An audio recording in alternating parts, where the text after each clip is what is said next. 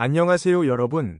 오늘도 이렇게 영상 찾아와 주셔서 진심으로 감사합니다. 요즘 축구 팬분들, 특히 미국 메이저리그 사커를 팔로우하시는 분들은 하루하루가 너무 혼란스럽지 않으신가요? 경기 결과보다 더 큰 소문, 공식 발표보다 훨씬 빠르게 퍼지는 음모론, 그리고 충격적인 헤드라인들이 연일 쏟아지고 있습니다. LAFC가 결승전에 특례로 직행한다는 이야기, MLS 역사상 유례없는 조작 스캔들, 리그 수장이 직접 사과해야 한다는 주장까지 자극적인 표현이 난무하는 상황입니다. 다만 시작부터 분명히 말씀드립니다. 지금 언급되는 이야기들은 아직 어디까지나 확인되지 않은 유통정보와 과장된 해석이 뒤섞인 소문일 가능성이 큽니다. 그럼에도 불구하고 이런 말들이 왜 나왔는지, 그리고 왜 모든 화살표가 손흥민을 향하고 있는지 짚어보는 건 충분히 의미 있는 작업이라고 생각합니다. 결승전 특례 조작 스캔들이라는 자극적인 프레임, 그 중심에 놓인 이름, 결승전 특례 직행이라는 말 자체가 말이 되느냐부터 따져야 하지만 이런 프레임이 생겨난 배경을 들여다보면 결국 하나의 이름으로 수렴됩니다. 바로 손흥민입니다. LAFC는 탈락했음에도 리그 사무국이 관련 영상을 직접 편집해 공개하고 언론이 경기 장면을 되풀이해 분석하며 팬들은 이건 뭔가 이상하다는 감정을 공유하고 있습니다. 개인적으로는 여기서 음모론이 자라난다고 봅니다. 손흥민이라는 초대형 스타가 만들어낸 드라마가 워낙 강렬하다 보니 탈락이라는 결말 자체를 받아들이기 어려운 감정이 이런 과장된 이야기로 튀어나왔다는 느낌입니다.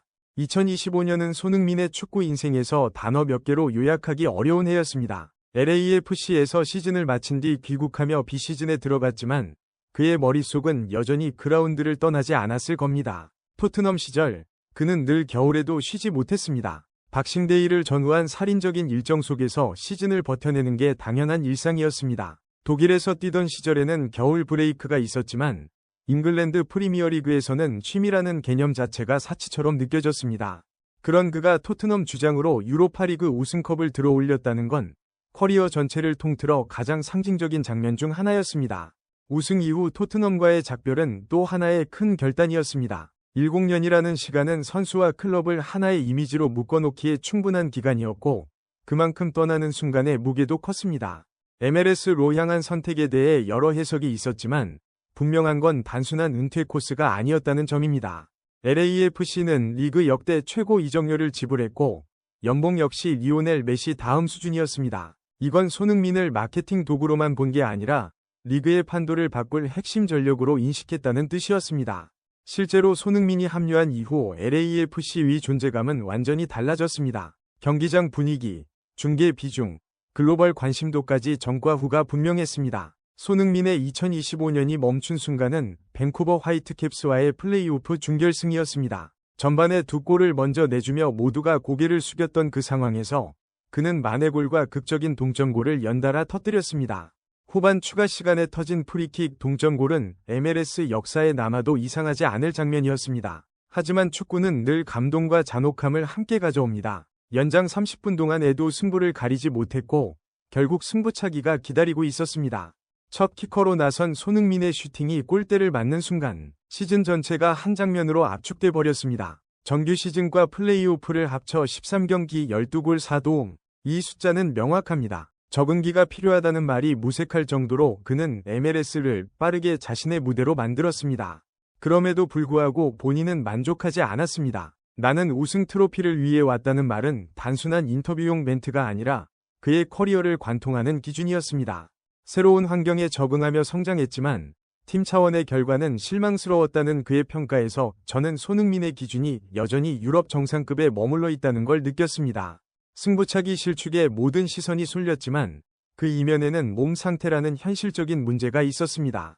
A매치 기간 동안 한국으로 이동해 대전과 서울을 오가며 경기를 치렀고 담과 근육 경련이 반복적으로 찾아왔습니다. 실제로 실축 직후 허벅지를 잡고 절뚝이던 모습은 그가 이미 정상적인 컨디션이 아니었다는 걸 말해줍니다. 개인적으로는 이 대목이 가장 안타까웠습니다. 최상의 몸 상태가 아니더라도 팀의 운명을 짊어지고 첫 키커로 나서는 선택을 했다는 사실 자체가 그의 책임감이 어느 수준인지를 보여주기 때문입니다. MLS 사무국이 공개한 손흥민 전용 캠 영상은 또 다른 논쟁을 낳았습니다. 경기 시작 전이 비장한 표정, 실점 후 좌절, 동점골 순간의 폭발적인 감정, 그리고 승부차기 실축 이후의 모습까지 모두 담은 영상은 팬들에게 큰 울림을 줬습니다. 동시에 일부에서는 탈락한 팀 선수에게 왜 이런 조명을 하느냐는 의문을 제기했습니다. 저는 여기서 음모론이 증폭됐다고 봅니다. 리그 입장에서는 최고의 스타를 조명한 콘텐츠였겠지만 패배의 상처가 채 아물지 않은 팬들에게는 또 다른 불씨가 된 셈입니다. 밴쿠버전 승부차기 실축 직후의 장면은 많은 것을 설명해줍니다. 손흥민이 고개를 떨군 채 허벅지를 붙잡고 절뚝이며 동료들 쪽으로 걸어올 때 가장 먼저 다가와 그의 목을 감싸고 괜찮다고 말해준 선수가 부안가였습니다. 단순한 위로 이상의 장면이었고 짧은 시간 안에 만들어진 신뢰와 동료애가 얼마나 단단한지를 보여주는 상징적인 순간이었다고 생각합니다. 팀이 탈락한 직후 모두가 감정적으로 무너질 수 있는 상황에서 먼저 슈퍼스타를 감싸 안는 역할을 부안가가 자연스럽게 해냈다는 점은 이 관계가 단순한 공격 듀오 이상이라는 걸 말해줍니다. 두 선수가 만들어낸 시너지는 시즌 중반 이후 LAFC의 정체성을 바꿨습니다. 손흥민이 합류하기 전까지 부안가는 사실상 공격의 전부를 책임지고 있었고 상대 수비는 그를 막는 데만 집중하면 어느 정도 계산이 서는 구조였습니다. 하지만 손흥민이 들어오면서 상황은 완전히 달라졌습니다. 상대는 두 명을 동시에 견제해야 했고 어느 한쪽에 수비를 집중하면 다른 쪽이 곧바로 공간을 파고들었습니다. 이는 단순히 득점 숫자가 늘어났다는 차원이 아니라 팀 전체의 공격 구조가 살아났다는 의미였습니다. 실제로 9월에 기록한 6연승 기간 동안 두 선수가 합작한 득점은 리그 판도를 단숨에 흔들기에 충분했습니다. 경기 내용을 자세히 들여다보면 두 선수의 호흡은 생각보다 빠르게 완성됐다는 인상을 줍니다. 손흥민이 안쪽으로 파고들면 부안가는 자연스럽게 측면과 하프 스페이스를 커버했고 반대로 부안가가 전방에서 흔들어주면 손흥민은 이 선에서 결정적인 한 방을 노렸습니다. 이런 상호 보완적인 움직임은 연습만으로 만들어지기보다는 서로에 대한 이해와 신뢰가 쌓여야 가능한 부분입니다. 짧은 기간에 이 정도 호흡이 완성됐다는 건 두 선수가 모두 팀을 우선하는 성향을 가지고 있다는 방증이기도 합니다. 또 하나 주목해야 할 점은 이 관계가 단순히 공격만의 이야기가 아니라는 사실입니다. 부안가는 손흥민이 가세하면서 공격 부담을 나눌 수 있었고 그 덕분에 경기 운영 면에서도 훨씬 여유를 찾았습니다. 반대로 손흥민 역시 부안가라는 확실한 파트너가 있었기에 매 경기 혼자 모든 걸 해결해야 한다는 압박에서 조금이나마 벗어날 수 있었습니다. 이는 손흥민 개인의 경기력 유지와 부상 관리 측면에서도 중요한 요소였다고 봅니다. 마무리하겠습니다. 오늘 제목에 등장한 조작 스캔들, 특례 직행, 회장의 사과 같은 이야기들은 현재로서는 확인되지 않은 소문에 가깝습니다. 증거도 공식 발표도 없습니다. 개인적으로는 이런 과도한 프레임이 오히려 손흥민과 LAFC의 실제 성과와 과제를 흐릴 수 있다고 생각합니다. 그럼에도 분명한 건 손흥민의 2025년이 MLS 전체를 흔들 만큼 강렬했고 그 존재감이 이런 이야기들까지 만들어내고 있다는 사실입니다. 오늘 영상 끝까지 시청해 주셔서 진심으로 감사드리고요. 도움이 되셨다면 구독과 좋아요 꼭 눌러주세요.